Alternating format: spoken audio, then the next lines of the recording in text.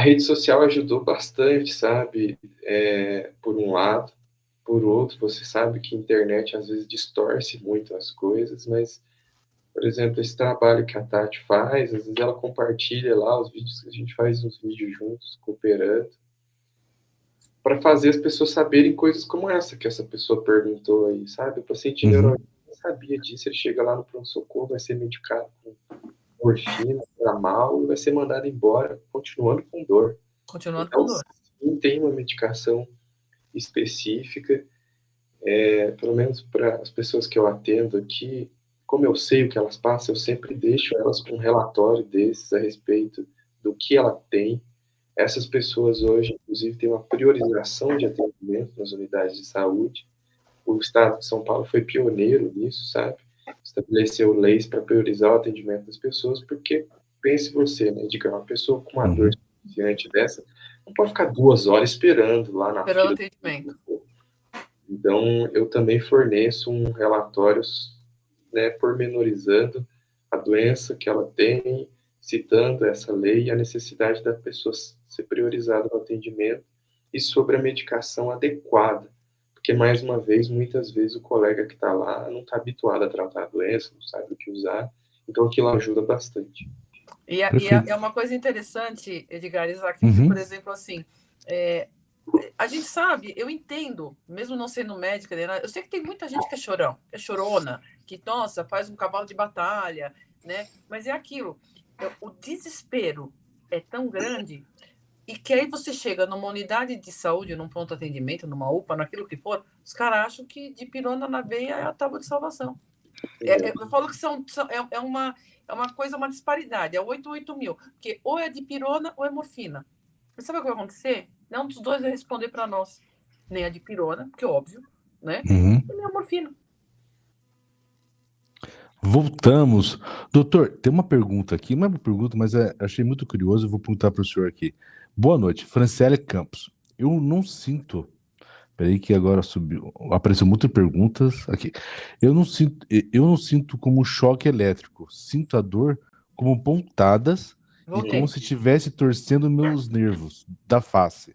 Sinto coceira e muito formigamento antes da dor. É isso mesmo, doutor?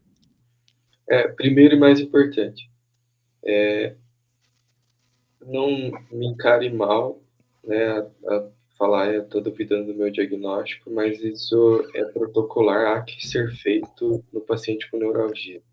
Confirmar se ele realmente tem neuralgia. A causa da dor facial dele é neuralgia. Pensa em dor facial como um guarda-chuva, embaixo dela tem várias doenças, neuropatia trigeminal, que é diferente de neuralgia, dor facial atípica. Muitas vezes esses pacientes têm outro tipo de dor facial que evolui com esses sinais e sintomas. Uma coisa também importante é o paciente entender que a neuralgia trigeminal tem várias formas de manifestação. Não necessariamente a dela vai ser aquela clássica lá, dor, choque, crise, recorrência, né? O paciente pode ter eventualmente dor enfacada, empontada, tudo mais. Tipicamente, a neuralgia não tem alteração de sensibilidade, formigamento. Esses pacientes, geralmente, podem ser pacientes com neuropatia trigeminal, né? Neuropatia é uma outra coisa que, infelizmente, está ficando bastante comum, que é decorrente de uma lesão direta de ramo do nervo trigêmeo, que geralmente acontece durante o tratamento dentário. Você vai lá fazer um tratamento de canal, uma extração de dente, e aí lesa um daqueles ramos que inervam a arcada dentária inferior ou a superior, e isso gera uma sequela, que é a neuropatia trigeminal, que é uma dor também excruciante, constante, tem um comportamento diferente da neuralgia, porque é uma dor mais constante, o paciente evolui com formigamento, às vezes no rosto, a dor às vezes é latejante, então isso está ficando talvez até mais comum que a neuropatia trigeminal. Então o mais importante é primeiro entender o fato do seu quadro não ser igual àquela manifestação clássica, não exclui a neuralgia. A doença tem várias formas de se manifestar.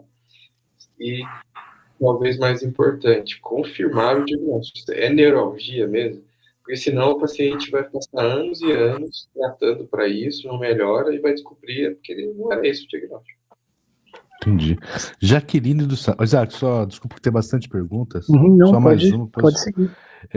Jaqueline Santos, boa noite. Existem alternativas cirúrgicas? E quando elas são indicadas? Sim. O primeiro e mais importante, o tratamento inicial da neuralgia, como eu falei, é medicamentoso. Geralmente, as opções cirúrgicas são indicadas para pacientes que já passaram dessa fase, né? Já tentaram tratamento medicamentoso, não melhoraram, ou atingiram o que a gente chama de resistência medicamentosa. É importante demais explicar para o paciente com neuralgia, Edgar, que a doença tem uma linha do tempo, né? A doença muda ao longo do tempo, a doença fica resistente a esses remédios. Então, quando isso acontece, obviamente, há que se considerar outra modalidade de tratamento, ok? E aí, sim, essas opções cirúrgicas. As opções cirúrgicas incluem essas isotomias aí, sobre o que o pessoal estava falando, seja por radiofrequência, balão, glicerol, ou a cirurgia com acesso direto à raiz do nervo, que é aquela que eu expliquei. Que aí a gente acessa diretamente a raiz do nervo trigêmeo, lá onde ele nasce, lá no tronco cerebral mesmo, sabe? O tronco cerebral é uma estrutura do sistema nervoso central que se chama tronco por conta disso. Ela emite vários ramos, né? Vários nervos cranianos. O trigêmeo é o quinto, nós temos 12, ok? E a gente acessa o trigêmeo lá no tronco cerebral para fazer várias coisas, né? Como eu expliquei ali anteriormente. Por isso que essa, geralmente, é a opção, mais uma vez, independente de opiniões, que mais é eficaz em controlar a neuralgia em curto, médio e longo prazo. Aí, Priscila Chaves, boa noite. Dr. Irlon, por que quando ficamos de pé, a dor piora e os choques são violentos? A Priscila, viu, Edgar, que você está falando aí, a Priscila também, a Priscila é uma amiga muito querida, ela está no meu grupo de apoio. A Priscila, ela tem neuralgia do trigêmeo advinda da esclerose múltipla. Ela faz tratamento de esclerose múltipla. Tá? Só para você entender um pouquinho. Eu vou provocar a Priscila um pouco ainda. Tem um paciente que fala que, em vez de piorar quando fica em pé, tem paciente que fala que não suporta baixar a cabeça, que piora muito, né, quando está em crise. Assim, tem algumas coisas importantes para entender isso. Primeiro, dor, Priscila, Edgar, Isaac, dor é uma coisa louca.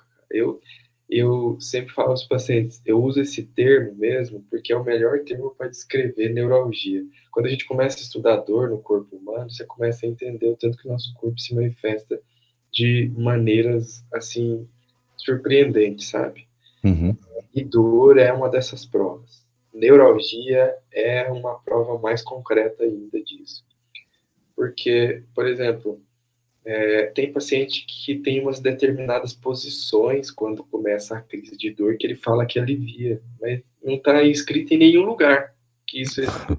Mas você vê isso se repetindo tanto na sua frente, o paciente fala, doutor, se eu fico nessa posição aqui, melhora a minha dor. Aí todo mundo que está em volta dele começa a rir, a família, sabe?